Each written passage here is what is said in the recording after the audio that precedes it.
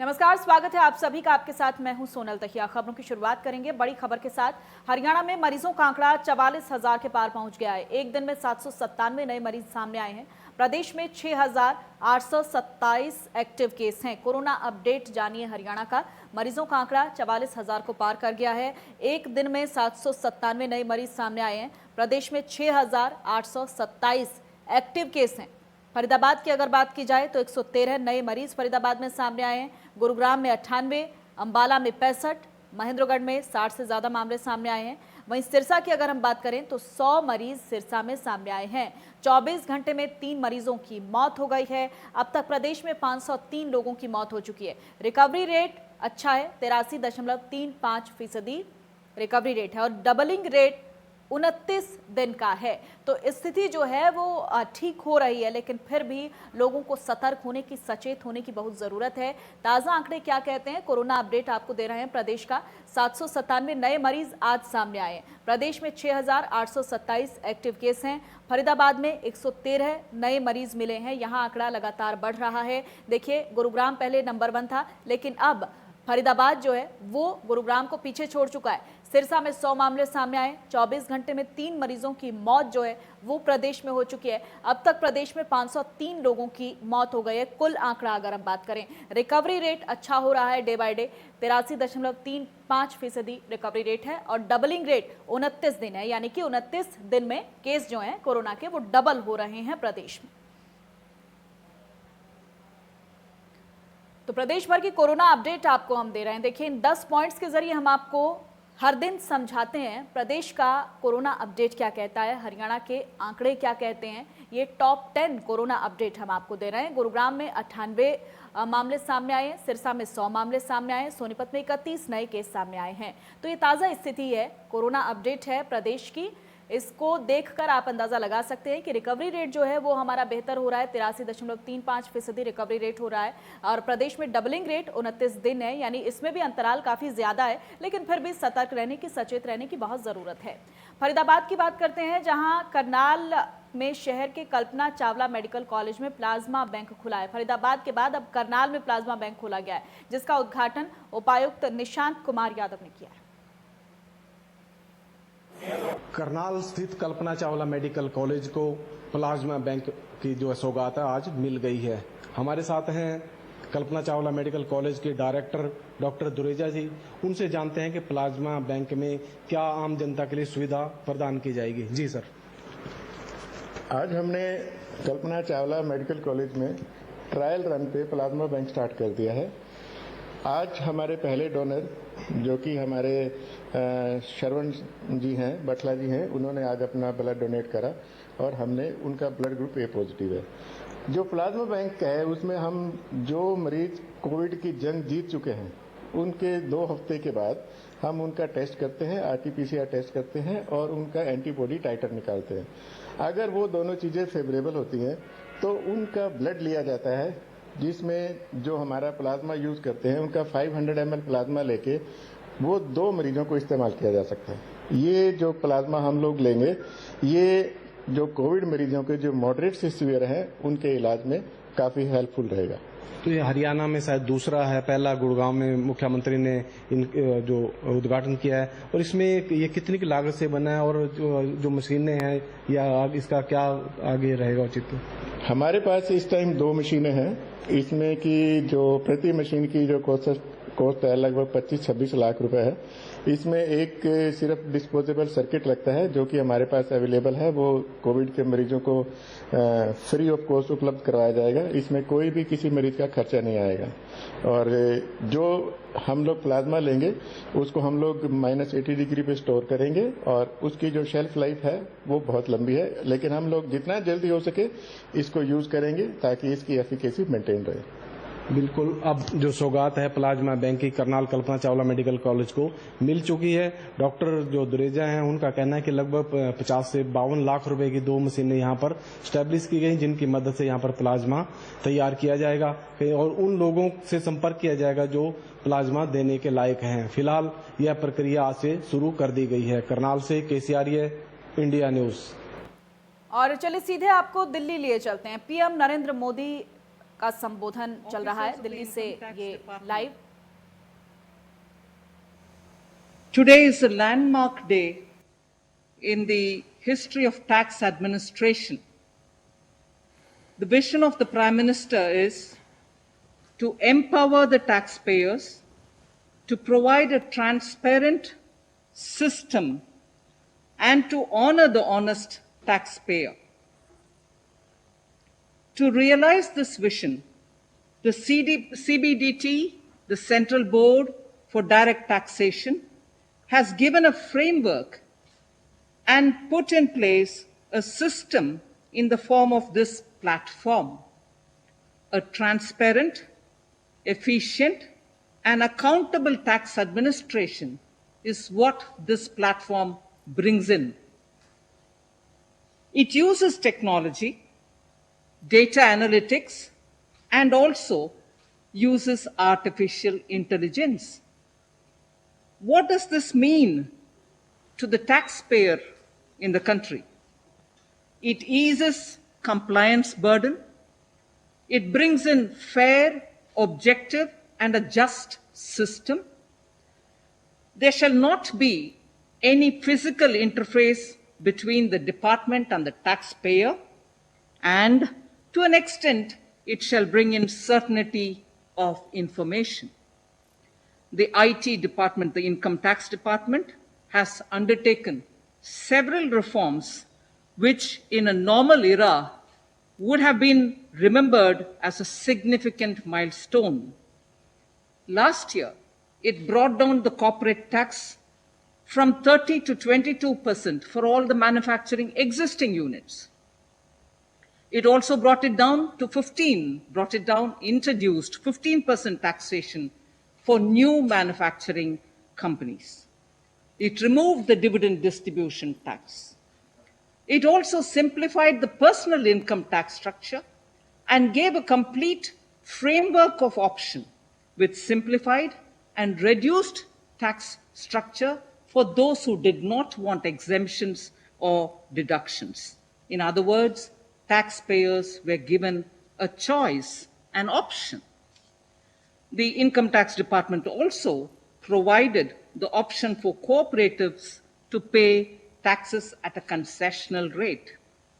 So, in order to provide accountability, the department has also committed itself for providing document identification number, the DIN as we come to call it. And this is for all its communications. Without the DIN, the document identification number, a document emanating from the Income Tax Department shall be invalid. It also, therefore, provides traceability and authenticity to the communication of the department with its taxpayers. Pre-filled forms are also being provided to taxpayers so that the high-value financial transactions are recorded somewhere, and it enables the taxpayer to see those information visible upfront even as he wants to comply by paying the taxes.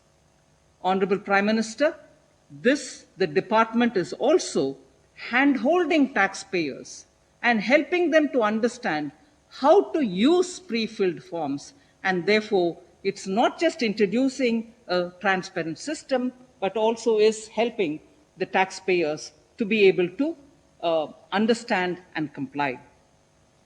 Honorable Prime Minister, under your guidance, we also brought in the Vivad se Vishwas scheme, through which we wanted to bring in a closure to all the pending tax disputes. That has received a lot of good response from the taxpayers.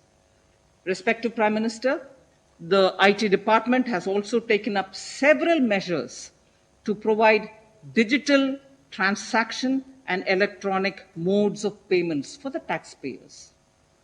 During the COVID pandemic, the department also provided relief to the taxpayers by extending statutory timelines for filing of returns. The department also has released the refunds which are due to the taxpayers in an expeditious manner. Lastly, Honorable Prime Minister, the officers and the staff of IT Department, Income Tax Department deserve our appreciation for their untiring efforts to bring reality to your vision. I would like to make a special mention to all the Income Tax Gazetted Officers Association members who this morning have sent a message to the Finance Secretary, a message of commitment, a message of their commitment to see that this vision of the Honorable Prime Minister is realized without any glitches. Thank you very much. धन्यवाद वित्त मंत्री जी। अब मैं आदरणीय प्रधानमंत्री महोदय से आदरपूर्वक निवेदन करता हूं कि वे कृपया transparent taxation honouring the honest platform का लोकार्पण करें।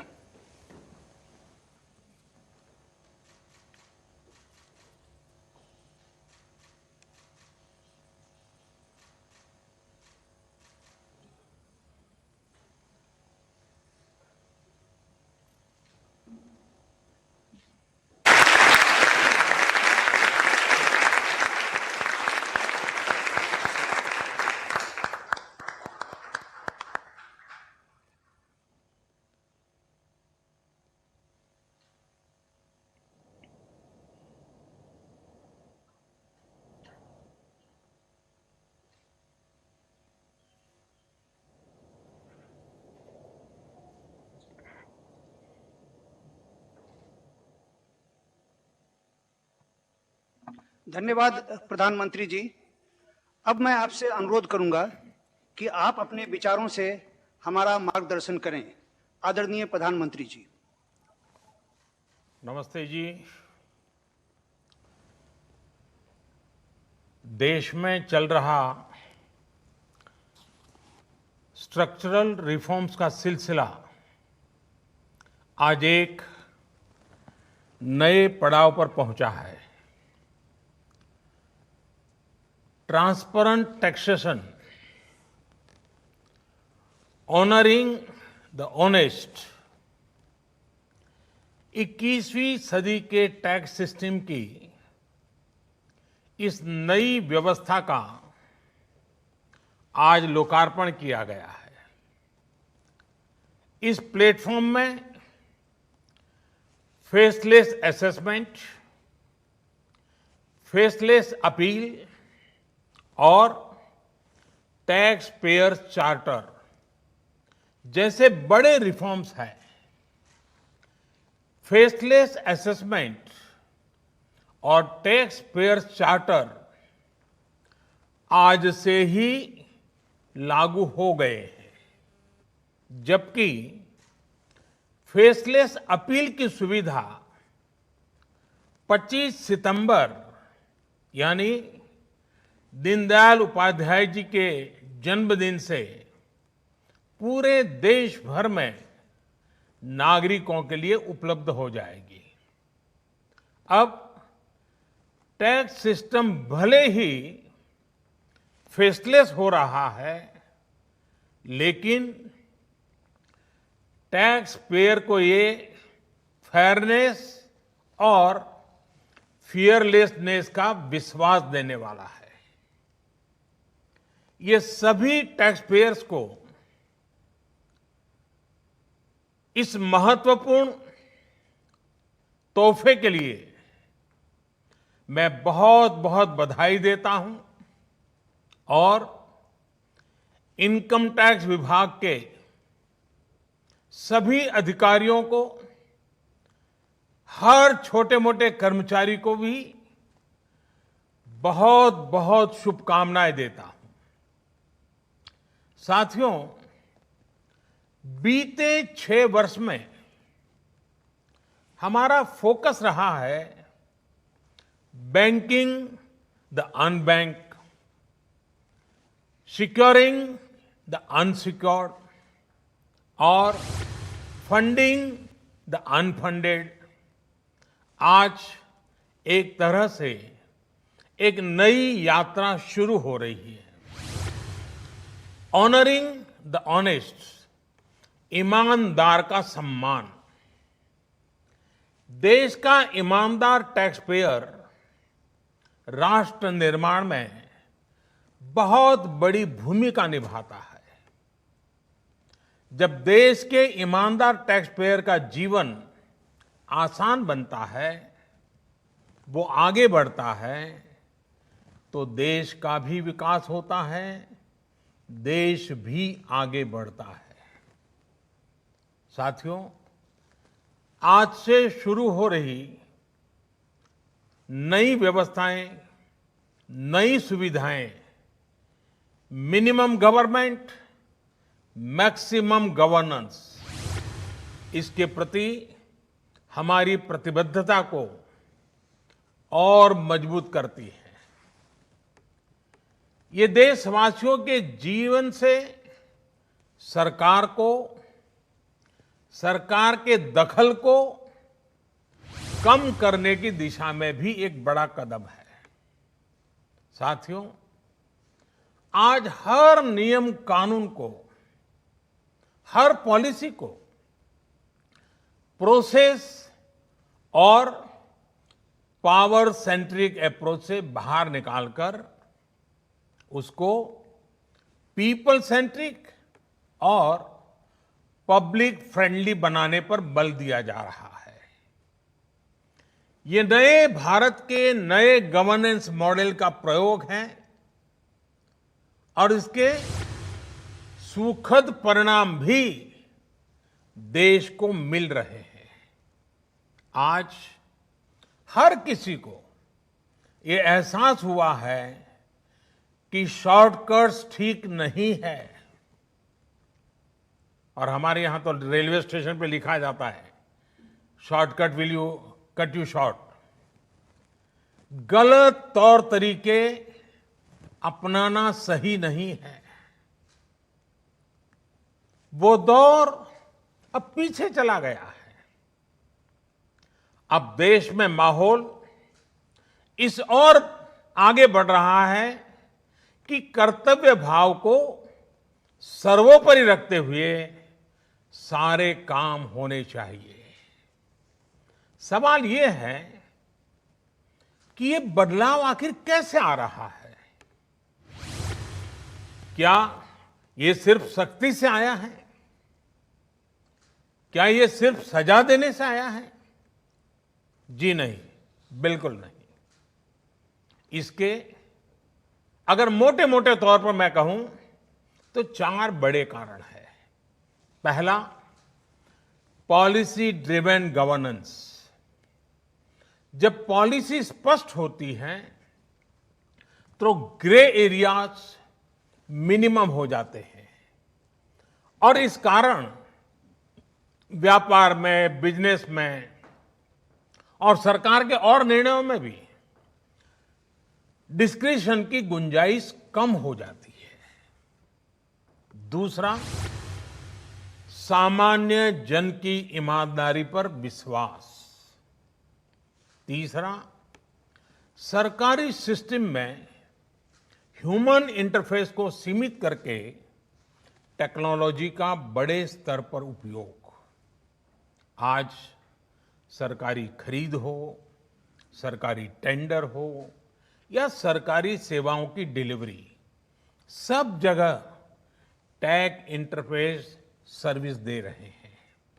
और चौथा, हमारी जो सरकारी मशीनरी है, जो ब्यूरोक्रेसी है, उसमें एफिशिएंसी, इंटीग्रिटी और सेंसिटिविटी के गुणों को रिवॉर्ड किया जा रहा है, पुरस्कृत किया जा रहा है।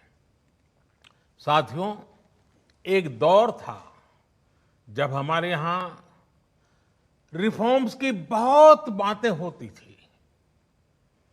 कभी मजबूरी में कुछ फैसले लिए जाते थे, कभी दबाव में कुछ फैसले हो जाते थे, तो उन्हें रिफॉर्म कह दिया जाता था।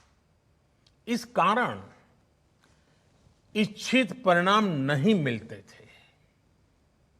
अब ये सोच और अप्रोच दोनों बदल गई है।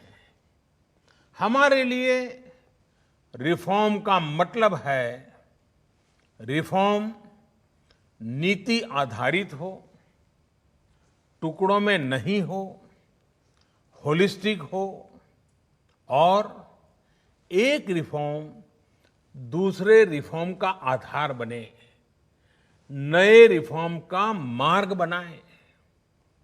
और ऐसा भी नहीं है कि एक बार रिफॉर्म करके रुक गए। ये निरंतर सतत चलने वाली प्रक्रिया है। बीते कुछ वर्षों में देश में 1,500 से ज्यादा कानूनों को समाप्त किया गया है। ईज ऑफ डूइंग बिजनेस की रैंकिंग में भारत आज से कुछ साल पहले 134वें नंबर पर था। आज भारत की रैंकिंग 63 है। रैंकिंग में इतने बड़े बदलाव के पीछे अनेकों रिफॉर्म्स हैं, अनेकों नियमों कानूनों में बड़े परिवर्तन है। रिफॉर्म्स के प्रति भारत की इसी प्रतिबद्धता को देखकर विदेशी निवेशकों का विश्वास भी भारत पर लगातार बढ़ रहा है। कोरोना के इस संकट के समय भी भारत में रिकॉर्ड एफडीआई का आना इसी का उदाहरण है। साथियों, भारत के टैक्स सिस्टम में फंडामेंटल और स्ट्रक्चरल रिफॉर्म्स की जरूरत इसलिए थी क्योंकि हमारा आज का ये सिस्टम गुलामी के कालखंड में बना और फिर धीरे धीरे इवॉल्व हुआ। आजादी के बाद इसमें यहां वहां थोड़े बहुत परिवर्तन किए गए, लेकिन लार्जली सिस्टम का कैरेक्टर, उसकी चाल चलन वही रहा। परिणाम यह हुआ कि जो टैक्स पेयर राष्ट्र निर्माण का एक मजबूत पिलर है, जो देश को गरीबी से बाहर निकालने के लिए योगदान दे रहा है, उसको कटघरे में खड़ा किया जाने लगा। इनकम टैक्स का नोटिस फरमान की तरह बन गया। देश के साथ छल करने वाले कुछ मुट्ठी भर लोगों की पहचान के लिए बहुत से लोगों को अनावश्यक परेशानी से गुजरना पड़ा। कहां तो टैक्स देने वालों की संख्या में गर्व के साथ विस्तार होना चाहिए था और कहां गठजोड़ की, साठगांठ की व्यवस्था बन गई। इस विसंगति के बीच ब्लैक और व्हाइट का उद्योग भी फलता फूलता गया। इस व्यवस्था ने ईमानदारी से व्यापार कारोबार करने वालों को, रोजगार देने वालों को और देश की युवा शक्ति की आकांक्षाओं को प्रोत्साहित करने के बजाय कुचलने का काम किया। साथियों, जहां कॉम्प्लेक्सिटी होती है, वहां कंप्लायंस भी मुश्किल होता है। कम से कम कानून हो, जो कानून हो वो बहुत स्पष्ट हो, तो टैक्स पेयर भी खुश रहता है और देश खुशहाल होता है। बीते कुछ समय से यही काम करने की दिशा में एक के बाद एक कदम उठाए जा रहे हैं। अब जैसे दर्जनों टैक्सेस की जगह जीएसटी आ गया, रिटर्न से लेकर रिफंड की व्यवस्था को पूरी तरह से ऑनलाइन किया गया। जो नया स्लैब सिस्टम आया है, उसमें बेवजह के कागजों और दस्तावेजों को जुटाने की मजबूरी से मुक्ति मिल गई है। यही नहीं, पहले 10 लाख रुपए से ऊपर के विवादों को लेकर सरकार हाई कोर्ट और सुप्रीम कोर्ट पहुंच जाती थी। अब हाई कोर्ट में 1 करोड़ रुपए तक के और सुप्रीम कोर्ट में 2 करोड़ रुपए तक के केस की सीमा तय की गई है।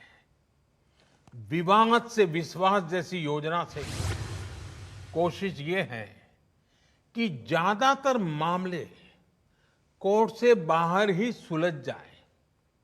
इसी का नतीजा है कि बहुत कम समय में ही करीब 3 लाख मामलों को सुलझाया जा चुका है। साथियों, प्रक्रियाओं की जटिलताओं के साथ साथ देश में टैक्स भी कम किया गया है। 5 लाख रुपए की आय पर अब टैक्स 0 है। बाकी स्लैब में भी टैक्स कम हुआ है। कॉरपोरेट टैक्स के मामले में हम दुनिया में सबसे कम टैक्स लेने वाले देशों में से एक हैं। साथियों, कोशिश ये है कि हमारी टैक्स प्रणाली सीमलेस हो, पेनलेस हो, फेसलेस हो। सीमलेस यानी टैक्स एडमिनिस्ट्रेशन हर टैक्स पेयर को उलझाने के बजाय समस्या को सुलझाने के लिए काम करे। पेनलेस यानी टेक्नोलॉजी से लेकर रूल्स तक सब कुछ सिंपल हो। फेसलेस यानी टैक्स पेयर कौन है और टैक्स ऑफिसर कौन है, इससे मतलब ही नहीं होना चाहिए। आज से लागू होने वाले ये रिफॉर्म्स इसी सोच को आगे बढ़ाने वाले हैं। साथियों, अभी तक तो होता ये है कि जिस शहर में हम रहते हैं उसी शहर का टैक्स डिपार्टमेंट हमारी टैक्स से जुड़ी सभी बातों को हैंडल करता है। स्क्रूटिनी हो, नोटिस हो, सर्वे हो या फिर जब्ती हो, इसमें उसी शहर के इनकम टैक्स डिपार्टमेंट की आयकर अधिकारी की मुख्य भूमिका रहती है। अब ये भूमिका एक प्रकार से खत्म हो गई है। अब इसको टेक्नोलॉजी की मदद से बदल दिया गया है। अब स्क्रूटिनी के मामलों को देश के किसी भी क्षेत्र में किसी भी अधिकारी के पास रैंडम तरीके से आवंटित किया जाएगा। अब जैसे मुंबई के किसी टैक्स पेयर का रिटर्न से जुड़ा कोई मामला सामने आता है, तब इसकी छानबीन का जिम्मा मुंबई के अधिकारी के पास नहीं जाएगा, बल्कि संभव है कि वो चेन्नई चला जाए, गुवाहाटी चला जाए, रायपुर चला जाए, अहमदाबाद चला जाए। वो फेसलेस टीम के पास जा सकता है और वहां से भी जो आदेश निकलेगा उसका रिव्यू किसी दूसरे शहर, कहीं जयपुर हो जाएगा, बेंगलुरु हो जाएगा, चेन्नई हो जाएगा, कोची हो जाएगा, वहां की टीम करेगी। अब फेसलेस टीम कौन सी होगी, इसमें कौन होगा, ये भी कंप्यूटर रैंडमली तय करेगा। और ये प्रक्रिया भी बार बार उसमें बदलाव होता रहेगा। साथियों, इस सिस्टम से करदाता और इनकम टैक्स दफ्तर को जान पहचान बनाने का, प्रभाव और दबाव का मौका अब 0 हो गया। सब अपने अपने दायित्व के हिसाब से काम करेंगे। डिपार्टमेंट को इससे लाभ ये होगा कि अनावश्यक मुकदमेबाजी बचेंगे उससे। दूसरा, ट्रांसफर पोस्टिंग में लगने वाली गैर जरूरी ऊर्जा से भी अब राहत मिलेगी। इसी तरह टैक्स से जुड़े मामलों की जांच के साथ साथ अपील भी अब फेसलेस होगी।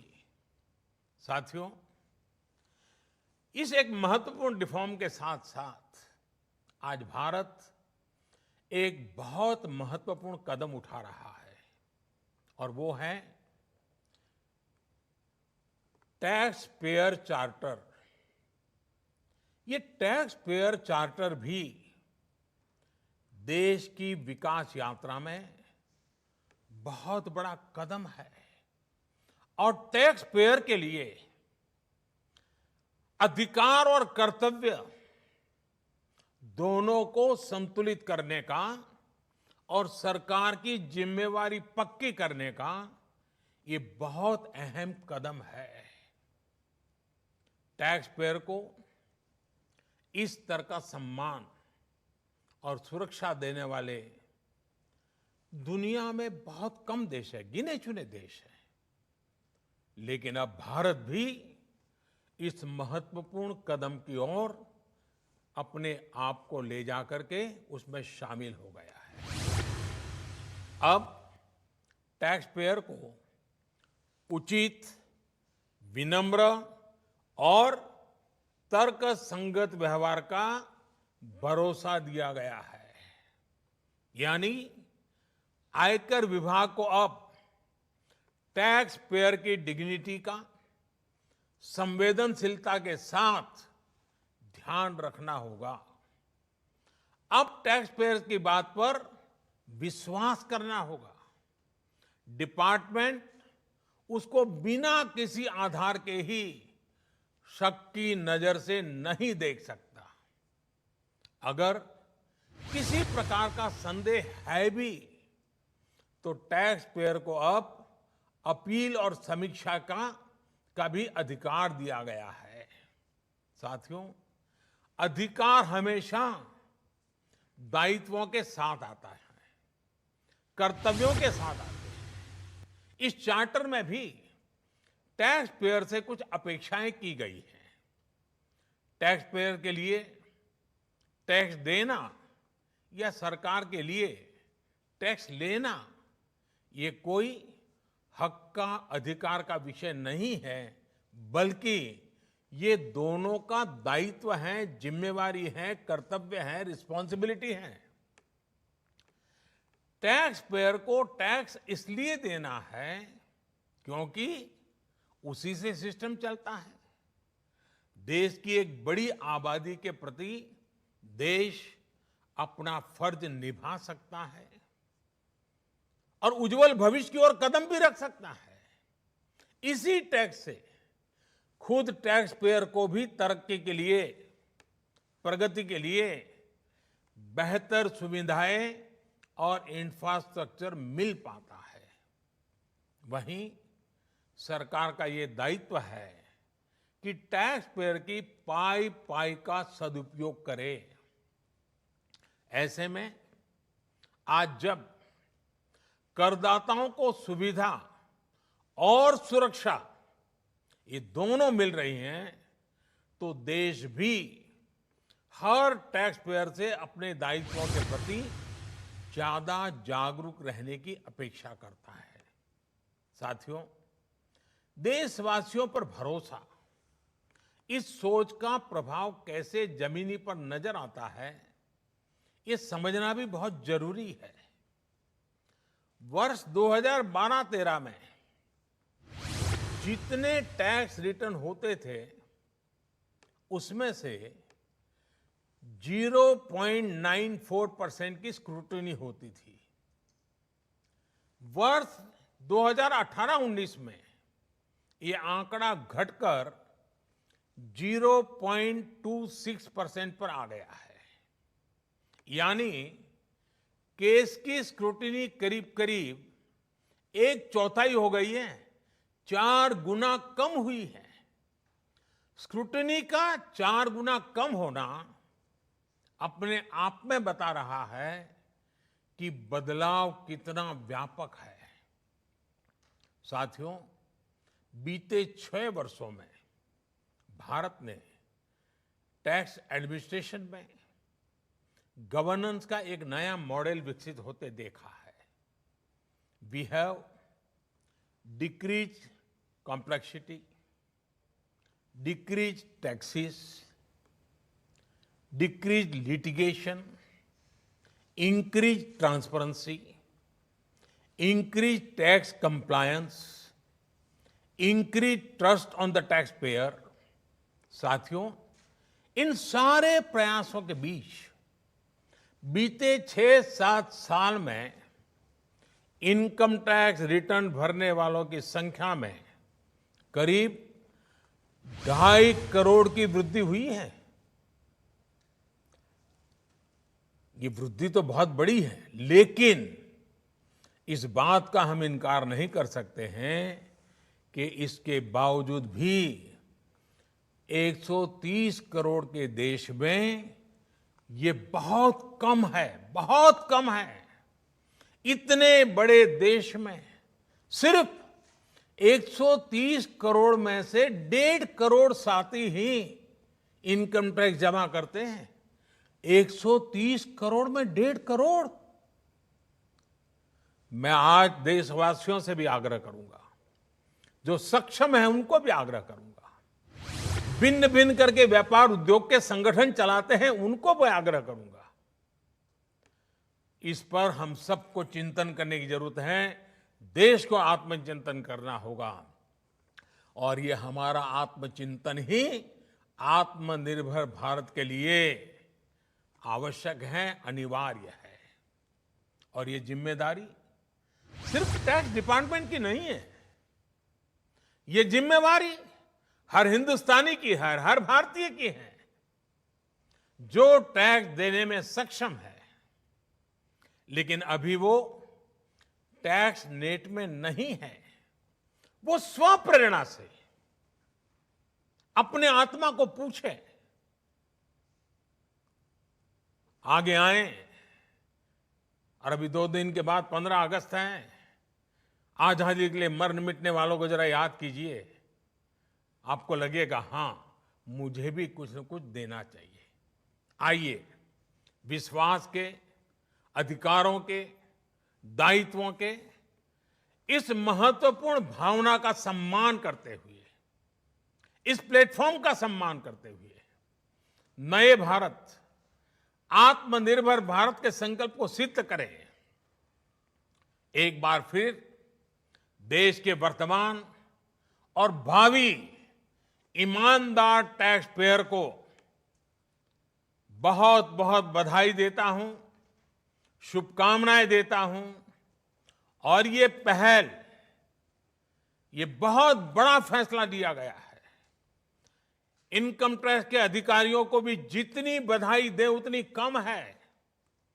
हर टैक्स पेयर ने इनकम टैक्स अधिकारियों को भी बधाई देनी चाहिए, क्योंकि एक प्रकार से उन्होंने अपने आप पर बंधन डाले हैं, अपने खुद की ताकत को, अपने अधिकारों को उन्होंने खुद ने काटा है। अगर इनकम टैक्स डिपार्टमेंट के अधिकारी इस प्रकार से आगे आते हैं तो किसको गर्व नहीं होगा? हर देशवासी को गर्व होना चाहिए। और पहले के जमाने में शायद टैक्स के कारण कुछ समस्याएं होगी, लोगों ने टैक्स देने के रास्ते पर जाना पसंद नहीं किया होगा। अब जो रास्ता बना है वो टैक्स देने की तरफ जाने का आकर्षक रास्ता बना है। और इसलिए आइए भव्य भारत के निर्माण के लिए इस व्यवस्था का लाभ भी उठाएं और इस व्यवस्था को जोड़ने के लिए आगे भी आए। मैं फिर एक बार आप सबका बहुत बहुत धन्यवाद करता हूं, अनेक अनेक शुभकामनाएं देता हूं। निर्मला जी और उनकी पूरी टीम को भी मैं बहुत धन्यवाद करता हूं कि एक के बाद एक देश के उज्जवल भविष्य के लिए लंबे अरसे तक प्रभाव पैदा करने वाले अनेक सकारात्मक निर्णयों का नेतृत्व कर रहे हैं। मैं फिर एक बार सबको बधाई देता हूं, सबका धन्यवाद करता हूं। खबर आपको दे रहे हैं, प्रधानमंत्री नरेंद्र मोदी को आप सुन रहे थे। करदाताओं का डर खत्म करने वाला सिस्टम लागू किया गया है, ये कहना है प्रधानमंत्री नरेंद्र मोदी का। आज देश के ईमानदार करदाताओं के लिए एक नया प्लेटफॉर्म, पारदर्शी कराधान ईमानदार का सम्मान उन्होंने लॉन्च किया है। और इस दौरान ईमानदारी से टैक्स भरने वाले जो लोग हैं उनको कुछ सौगातों की घोषणा जो है वो प्रधानमंत्री नरेंद्र मोदी की तरफ से की गई है। जो टैक्स पेयर्स के लिए एक चार्टर लागू करने की पहली बात कही जा रही थी और ये बड़ा ऐलान जो है वो प्रधानमंत्री की तरफ से आज किया गया है। ईमानदार टैक्स पेयर्स के लिए उनके प्रोत्साहन के लिए खासतौर पर आज प्रधानमंत्री नरेंद्र मोदी ने ये कुछ बड़ी घोषणाएं की हैं। टैक्स पेयर्स की कठिनाइयों को दूर करना बहुत जरूरी है, देश में कर्तव्य भाव का माहौल बना रहे। वित्त मंत्री निर्मला सीतारमण ने भी अपनी बात कही है। इससे पहले भी पिछले बजट में भी जो टैक्स पेयर्स का जो चार्टर है उसको लाने का ऐलान निर्मला सीतारमण की तरफ से किया गया था। पिछले हफ्ते भी उन्होंने इस चार्टर को जल्द लागू करने के लिए संकेत भी दिए थे और मंत्रालय ने भी बताया था कि आयकर विभाग के कामकाज में ट्रांसपेरेंसी लाने के लिए सीबीडीटी ने कई कदम उठाए हैं और आज प्रधानमंत्री नरेंद्र मोदी ने ये अहम संबोधन अपना टैक्स पेयर्स का हौसला बढ़ाने के लिए खास तौर पर दिया है। फिलहाल एक छोटा सा ब्रेक, फौरन हो गया।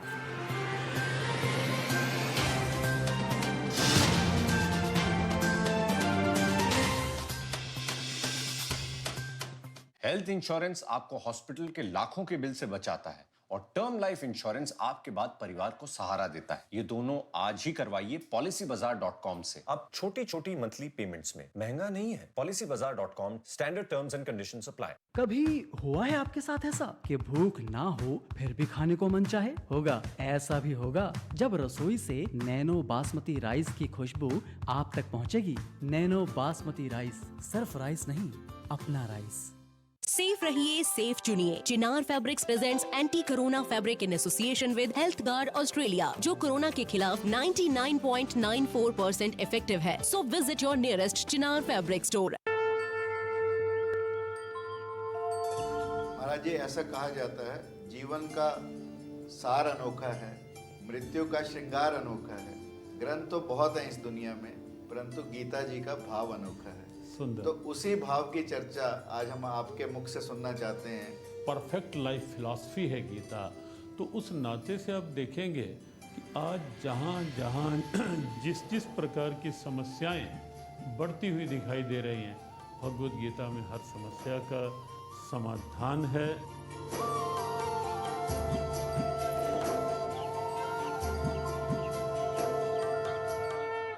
मेरे जैसा कोई दूसरा चुलबुलापन जिसकी हर बात में घुल जाए, जिंदगी में रंग भर दे। मेरी जैसी मेरी अपनी पताका चाय, गजब का स्वाद। KR Mangalam University, an educational hub for innovation and creativity, ensuring a safe and secure learning environment. Your destination success.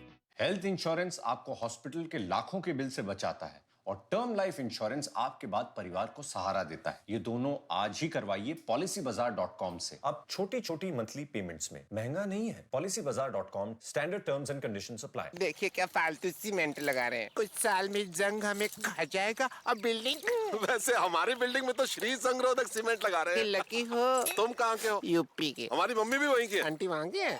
छोड़ो जंग, आ जाओ अपने भाई के संग। श्री सीमेंट, ये लगता है तो असर दिखता है। श्री संगरोधक सीमेंट, घर की ढाल सालों साल। हेल्थ इंश्योरेंस आपको हॉस्पिटल के लाखों के बिल से बचाता है और टर्म लाइफ इंश्योरेंस आपके बाद परिवार को सहारा देता है। ये दोनों आज ही करवाइए policybazaar.com से। अब छोटी छोटी मंथली पेमेंट्स में महंगा नहीं है। policybazaar.com, standard terms and conditions apply. कभी हुआ है आपके साथ ऐसा कि भूख ना हो फिर भी खाने को मन चाहे? होगा, ऐसा भी होगा जब रसोई से नैनो बासमती राइस की खुशबू आप तक पहुंचेगी। नैनो बासमती राइस, सिर्फ राइस नहीं, अपना राइस।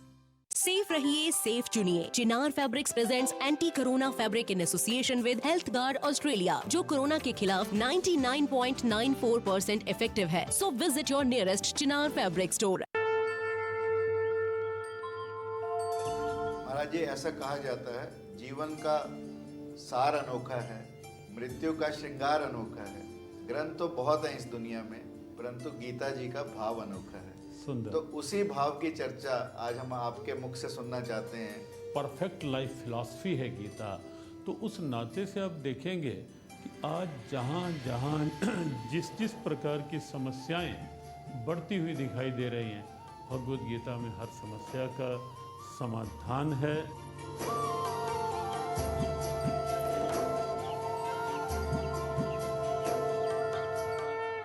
मेरे जैसा कोई दूसरा चुलबुलापन जिसकी हर बात में घुल जाए जिंदगी में रंग भर दे। मेरी जैसी मेरी अपनी पताका। पताका चाय, गजब का स्वाद। KR Mangalam University, an educational hub for innovation and creativity, ensuring a safe and secure learning environment. Your destination success. Health insurance आपको हॉस्पिटल के लाखों के बिल से बचाता है और टर्म लाइफ इंश्योरेंस आपके बाद परिवार को सहारा देता है। ये दोनों आज ही करवाइए PolicyBazaar.com से। अब छोटी छोटी मंथली पेमेंट्स में महंगा नहीं है। PolicyBazaar.com, standard terms and conditions apply. देखिए क्या फालतू सीमेंट लगा रहे हैं, कुछ साल में जंग हमें खा जाएगा और बिल्डिंग। वैसे हमारी बिल्डिंग में तो श्री संगरोधक सीमेंट लगा रहे हैं। लकी हो। तुम कहाँ के हो? यूपी के। हमारी मम्मी भी वहीं की है। आंटी वहाँ की है। छोड़ो जंग, आ जाओ अपने भाई के संग। श्री सीमेंट, ये लगता है तो असर दिखता है। श्री जंग रोधक सीमेंट, घर की ढाल सालों साल।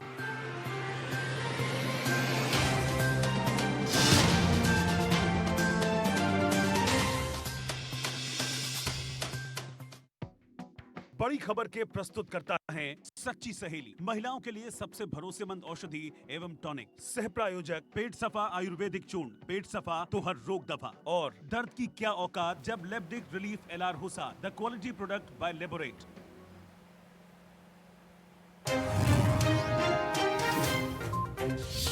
मनोहर कैबिनेट की अहम बैठक आज, विधानसभा सत्र बुलाने समेत कई अहम मुद्दों पर होगी चर्चा। शाम 5 बजे सीएम की अध्यक्षता में सिविल सचिवालय में होगी बैठक।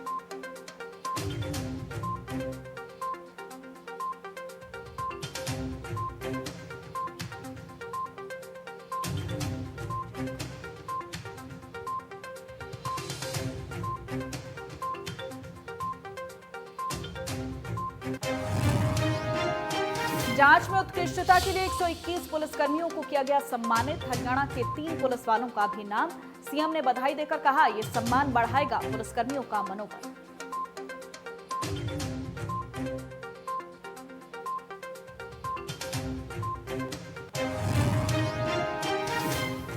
सुपर 100 कार्यक्रम में पहली बार 50% छात्राओं को आरक्षण के साथ आवेदन शुरू। बिहार के सुपर 30 की तर्ज पर मनोहर सरकार करती है संचालन। आर्थिक रूप से कमजोर होनहार बच्चों को मिलता है बढ़ावा।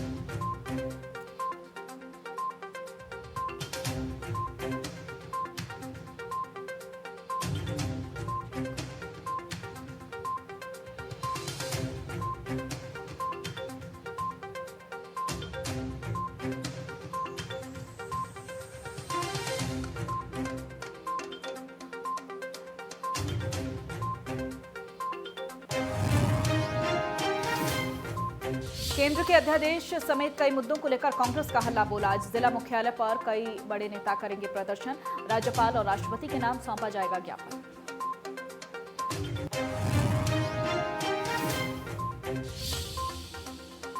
चौबीस घंटे में फिर मिले कोरोना के रिकॉर्ड तोड़ मरीज। 67,000 से ज्यादा संक्रमितों की पुष्टि। 950 की मौत। देश में आंकड़ा 24 लाख के पास। Active case 6.5 lakh.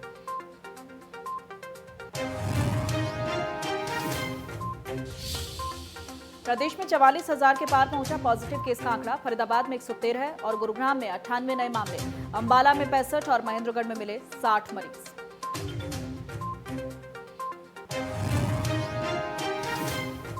Delhi NCR में रात भर हुई झमाझम बारिश। लोगों को मिली गर्मी से राहत। सड़कें बनी तालाब। अगले 2 दिनों तक हरियाणा के कई जिलों में भारी बारिश का अनुमान।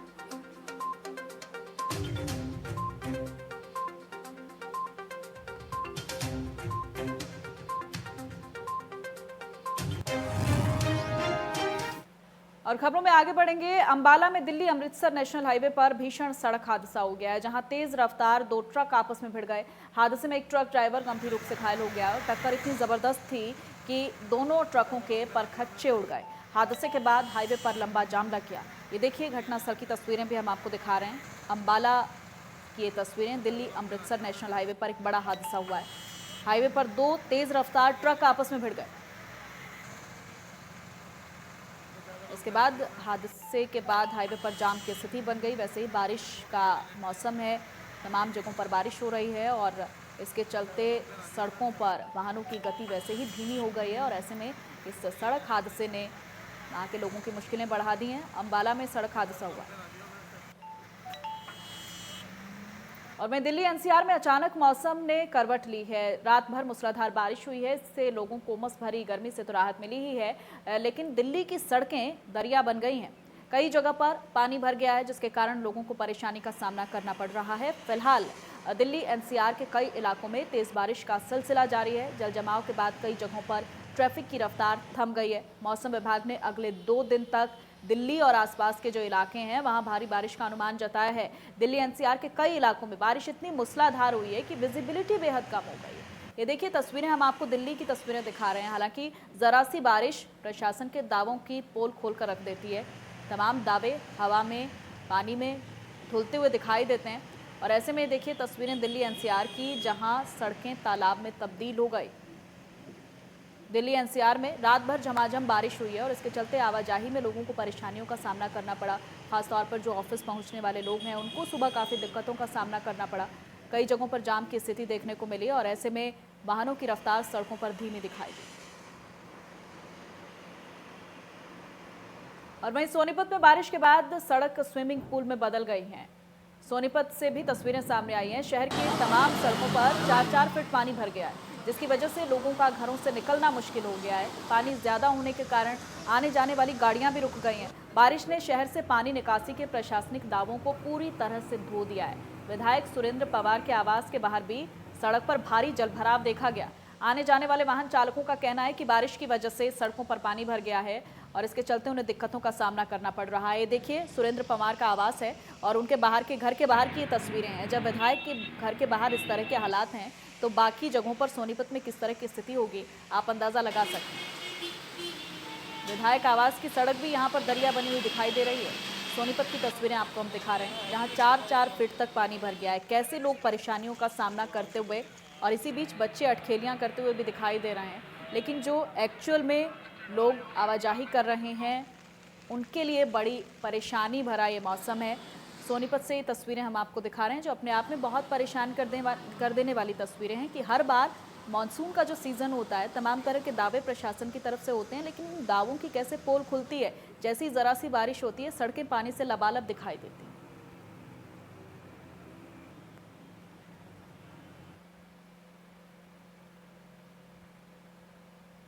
और वहीं सिरसा के नटार गांव में 2 युवक सीवर में गिरे। सीवर का ढक्कन खोलते ही गैस से हुए बेसुध। सीवरेज लाइन से एक युवक को निकाला गया है। सीवर में दूसरे युवक की तलाश हालांकि लगातार जारी है। जेसीबी से खोदी जा रही है सीवरेज लाइन। एसडीएम समेत भारी पुलिस बल मौके पर मौजूद है। ये बड़ा हादसा नटार गांव में हुआ है, जहां 2 युवक सीवर में गिर गए। खेत में पानी लगा रहे थे दोनों युवक। और ये कोई पहले दफा नहीं है, तमाम तरह की बातें कही जाती हैं सिक्योरिटी को लेकर। जो लोग सीवर में उतरते हैं उनकी सिक्योरिटी को लेकर, लेकिन बावजूद इसके ये हादसे आए दिन सामने आते हैं। अब नटार गांव में 2 युवक सीवर में गिरे हैं। सीवर का ढक्कन खोलते ही गैस से बेसुध हो गए। सीवरेज लाइन से एक युवक को निकाल लिया गया है। ये देखिए जेसीबी की सहायता से एक युवक को बाहर निकाल लिया गया है। जिस जगह पर यह घटना हुई है वहां की तस्वीरें भी आपके सामने। जेसीबी से सीवरेज लाइन खोदी जा रही है। नटार गांव में यह हादसा हुआ है। 2 युवक सीवर में गिरे हैं। सीवर का ढक्कन खोलते ही गैस से हुए बेसुध।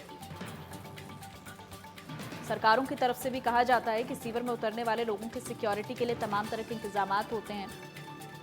उनको प्रॉपर मास्क के साथ अंदर जाने के लिए तमाम तरह की इंतजामात प्रशासन की तरफ से होते हैं, लेकिन बावजूद इसके तमाम जगहों पर हम देखते हैं कि इस तरह के हादसे लगातार बढ़ रहे हैं। सीवर में डूबने से, सीवर की गैस से लोगों के मौत की खबरें लगातार सामने आ रही हैं। और वहीं रेवाड़ी में एक बार फिर से आवारा पशुओं का आतंक देखने को मिला है, जहां 2 आवारा सांड की लड़ाई की चपेट में आकर स्कूटी सवार की मौत हो गई। पूरी घटना सीसीटीवी कैमरे में कैद हो गई है, जो रेवाड़ी के ठठेरा चौक की है। 2 दिन पहले भी शिक्षा विभाग के दफ्तर के सामने एक मासूम इन आवारा जानवरों के आतंक से बाल बाल बचा था, लेकिन नगर परिषद ने उससे कोई सबक नहीं लिया, जिसके चलते एक शख्स की आज जान चली गई। ये देखिए रेवाड़ी की तस्वीरें आपकी टीवी स्क्रीन पर हैं। 2 सांडों की लड़ाई होती है और स्कूटी वाले की जान चली गई है इस हादसे में। शहर में आवारा पशुओं का आतंक लगातार जारी है। आए दिन हादसों का सबब बनते हैं ये आवारा पशु, लेकिन प्रशासन का इस और कोई ध्यान नहीं।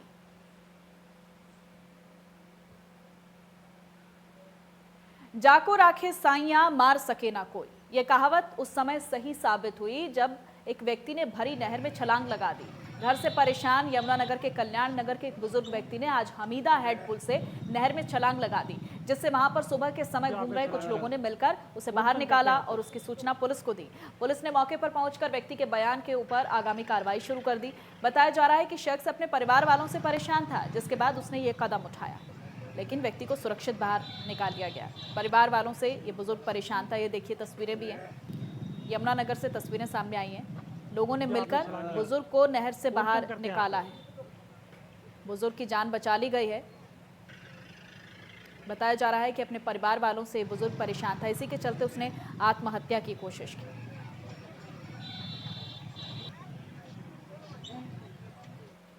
और चंडीगढ़ से खबर, हरियाणा कैबिनेट की अहम बैठक आज सीएम मनोहर लाल की अध्यक्षता में ये बैठक होने वाली है।